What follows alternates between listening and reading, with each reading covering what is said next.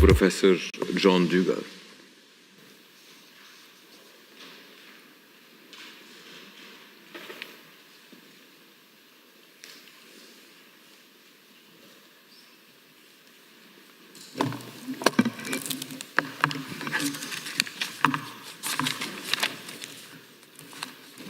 You have the floor, sir. Mr. President, distinguished members of the Court, it is a privilege to be before you on behalf of the Republic of South Africa. In my speech today, I will briefly address the subject of jurisdiction and then examine the circumstances that give rise to our request for further provisional measures. In its order of 26 January of this year, the Court found that the applicant had prima facie established the existence of a dispute between it and the respondent relating to the application of the Genocide Convention, and that the Court had jurisdiction in terms of Article 9 of the Genocide Convention. In its order of 28 March, the Court found that there was no reason to revisit this decision. It is submitted that this conclusion remains valid for the present proceedings. The Court also found that Palestinians in the Gaza Strip have a plausible right to be protected from acts of genocide, and that South Africa had the right to seek compliance with this obligation. Again, the Court declared that this finding need not be revisited in its decision of 28 March. Again, it is submitted that this conclusion remains valid. The Court has found that South Africa has advanced a plausible genocide claim. On 26 January, the Court found that the situation in Gaza was one that required urgent attention and that there was a risk of irreparable prejudice. This was confirmed in the order of 28 March, and it is a situation that continues today. Indeed, it is further heightened now in the context of Israel's brutal attacks on Rafah and subsequent intensified bombing across the north and middle areas of Gaza. Mr. President, on the basis of the above findings, the Court ordered a number of provisional measures on 26 January. On 28 March, the Court found that the circumstances of the situation had changed in terms of Article 76 of the Rules of Court as a result of the risk of famine, and ordered 3 more provisional measures against Israel. Today, Mr. President, South Africa approaches the Court for a new provisional measures to ensure that the rights in issue in the proceedings, including the right of Palestinians to be protected from acts of genocide, will be protected. The rules of court allow the Court to order new provisional measures when new facts are established, or there has been some change in the situation which justifies modification of the existing orders. It is, of course, impossible to provide an absolute definition of new facts or change in the situation, as it is necessary to have regard to the situation in each and every case. Decisions of the Court involving provisional measures have dealt with a change in the situation arising from new facts in completely different circumstances. Cases have dealt with matters of life and death, territorial change, and freedom of movement. Each case depends upon its own set of facts, and whether these facts have so altered the situation that new provisional measures are justified on the part of the Court. In issuing its March order, the Court considered that developments since January 2024, which it found to be exceptionally grave, constituted a change in the situation within the meaning of Article 76 of the Rules of Court. It also found that the previous provisional measures that it had indicated did not fully address the consequences arising from the changes in the situation. And this led the court to order further provisional measures. The changes in the situation since March of this year are in many ways graver still. They too justify the indication of further provisional measures. On 26 January this year, this court found that there was a catastrophic humanitarian situation in the Gaza Strip, which was at serious risk of deteriorating further before the court renders its final judgment, and this warranted provisional measures.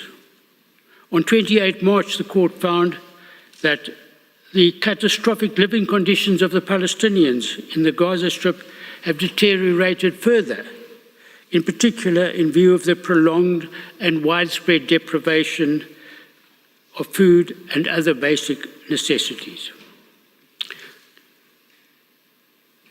Mr. President, members of the court, it is difficult to imagine that the situation could get worse, but unfortunately it has. In the early days of the Gaza war, Israel forced Palestinians to relocate to the south, to the Rafah Governorate. 1.5 million people were crammed into this inhospitable area in the Rafah Governorate, which appeared to offer safety from Israel's bombing, artillery fire, and the brutality of its forces, influenced by genocidal incitement by its leaders. World leaders warned that an assault on Gaza, and in particular on Rafah, resulting in the forced and arbitrary evacuation of the already displaced Palestinians to even less hospitable parts of Gaza without adequate food, water, shelter, and hospitals would have disastrous consequences. The Director General of the World Health Organization declared that a military incursion into Rafah will plunge the crisis into unprecedented levels of humanitarian need. A ceasefire is needed for the sake of humanity. Israel, Mr. President, has not heeded this warning. It has not even fulfilled its own undertaking not to embark on an assault on Rafah without a proper evacuation plan. Instead, it has gone ahead and embarked on an attack on Rafah. The Rafah Governorate has been bombed, subjected to artillery fire and ground incursions. The Rafah crossing is closed, and the Kerem Shalom crossing is mostly disabled. Mr. President, my colleagues will provide you with a full account of Israel's genocidal acts in the Gaza Strip. It is my task to briefly indicate the new facts required by Article 75(3) and the change in the situation required by Article 76(1). Mr. President, this application for further provisional measures is prompted by Israel's assault on Rafah. It is this assault that constitutes the new facts, the change in circumstances. Rafah is the last refuge in Gaza for 1.5 million Palestinians, the majority of whom have been forcibly displaced from north and central Gaza. Rafah is the last viable part of Gaza for rehabilitation, public administration, the provision of basic services, and medical care. Israel has now commenced its long-threatened assault on Rafah. It has ordered the evacuation of Palestinians in Rafah to the barren sand dunes of Al-Mawasi. It has closed critical border crossings to humanitarian aid, medical supplies, goods and fuel, upon which the population of Rafah depends. Displacement, famine and suffering are now the lot of the Palestinian group. Israel's actions are in violation of fundamental rules of humanitarian law, but in addition, they provide evidence of the crime of genocide in terms of Articles 2, A, B, C, and D of the Genocide Convention. Mr. President, members of the Court, this attack is the final blow that is intended to destroy the Palestinian group in Gaza.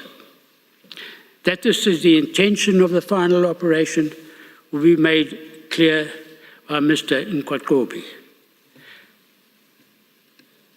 Mr. President, since South Africa filed the present application for provisional measures, Israel has intensified its offensive in the north and in central Gaza. In these circumstances, we have requested the Court to issue a provisional measure that orders Israel to cease its military activities throughout Gaza and to withdraw from the territory.